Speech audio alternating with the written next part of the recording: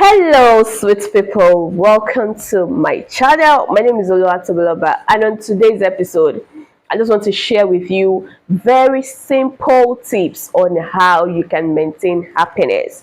Yes, the world is filled with so many trials, so many reasons why we can decide not to stay happy, so many reasons why even while we are forcing happiness, it might not happen. So today, I have come to share the good news, very simple, short tips, things that are actually practical that you can do to maintain happiness, even through the everyday rebellion and the chaos going on in our world. The first tip, number one, is that you need to learn the act of gratitude. Like so many of us like to, think about the things that we do not have, which is normal.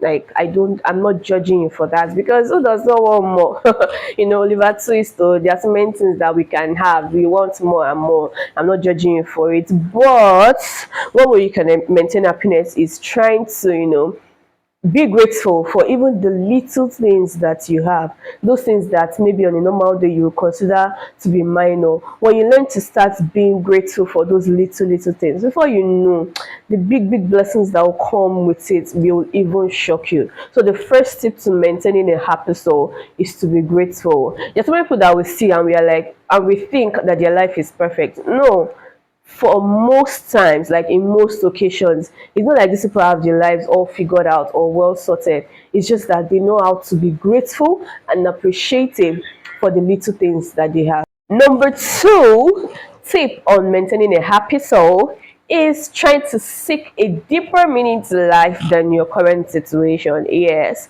I know that circumstances of life may want to make us fixed on our particular problem, but for a while, if we could just take our eyes away a little bit and focus on other things that matters in life, we will learn to live happily. Let me use a scenario. For instance, you are really hoping for a car. You want a car so bad, like God, how can I be living this life without a car? I want a car, I want a car. And you're so focused on the fact that you want a car that you are forgetting that there are other things you have. In fact, your life is so much better than a lot of other people. There are some people who do not even have a roof over their head. So shifting your gaze from wanting a car to those other things, other meaningful things of life, will help you maintain happiness.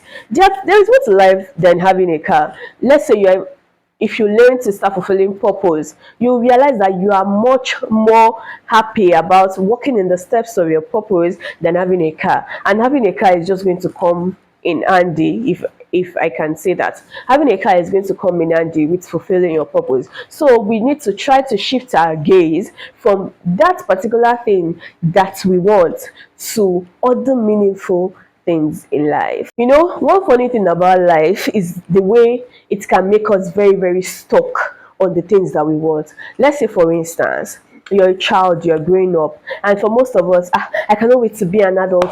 I want to leave home. I want to begin to live my own life. Then okay, or you grow up and then you get into the moment where you actually leave home, you become independent. From even before the age of independence, okay, let's take it back to the very beginning. As a child, you are in secondary school. Let's say from that phase, you can't wait to get into the institution. You're so worried. When am I going to get admission? Jams you first, jams the second time, and that becomes a huge burden on your mind because you really want to get into the institution like your other friends. Finally, you gain admission and you get into the institution. That's one problem solved. From the institution, you get to graduate. Hopefully, you don't have an extra year, because while you're in school, you're also bothered about having an extra year or not. So you pass that stage, you graduate. After graduation, you're panicking, of course, because you want to begin to make money. What is the essence of school or adulthood without having money in your account? That's at that stage to start panicking. You start to panic about, oh my God, I need to start making money. I need to get a job. Then a job comes. What is the essence of a job without a family to enjoy the job with? Then you also start to panic about the fact that you want a life partner. That life partner that you want, you don't just want an ordinary one. You want a beautiful, well-behaved, and money having in the account person. Abi, is that not so? That's on that stage to start panicking about. After you now get married, eventually you also start to worry, when is baby coming? And if you have, you are in an African setting, we begin to, help you count the years, 1 year, 2 years. When is you going to have a child? Eventually, you yourself, that you're also getting worried. Then you finally have a child. The child comes. After the first child comes, then there is another worry about, when will the second child come. When the second child comes, there's another worry about how you're going to actually take care of the children successfully and give them a good life. Life has a way of always bringing worries to us. Every stage in life has its own worries, and there is no stage where you eventually get to, no matter the amount of money you have in your bank account, where if you don't give yourself peace of mind, you are going to say, okay, I have gotten to this stage and nothing is going to bother me anymore. Speaking about in your own natural self, if you don't give yourself that peace, if you don't come to terms with the fact that life is always going to give you reasons to worry, and you are going to be intentional about maintaining happiness, there will always be a reason why you're going to be worried.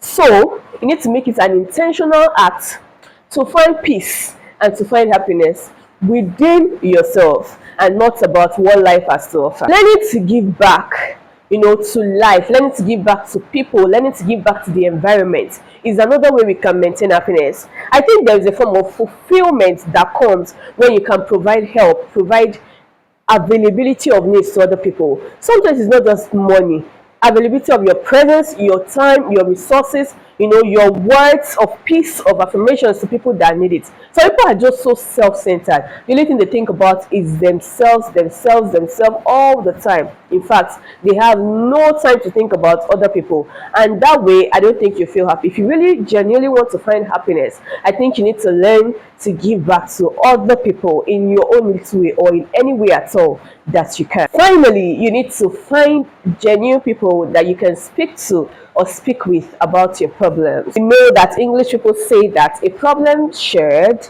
is half solved. I think that's very true, but that depends on who you are sharing it with. So I think this point is going to be divided into two. The first thing is that you find people who are genuine and bring them into your circle. The second thing is that you learn to share your problems with people. Like when you learn to speak to people, there are going to be challenges of life, definitely. But when you find people that you can speak with, by the time you finish speaking with them, you feel at peace, you feel your problem is solved, and I think that's very important for maintaining happiness in this world that we live in. So I just decided to share these few tips on maintaining happiness with you. If you enjoyed what you watch, please do not forget to click on the like button on this video, subscribe, and turn on the notification bell as well. Please share our videos with other people, and do not forget to join us on other social media platforms where we share fun stuff with you. My name is Toby, and I'll be right back. I love you. Have a pleasant week.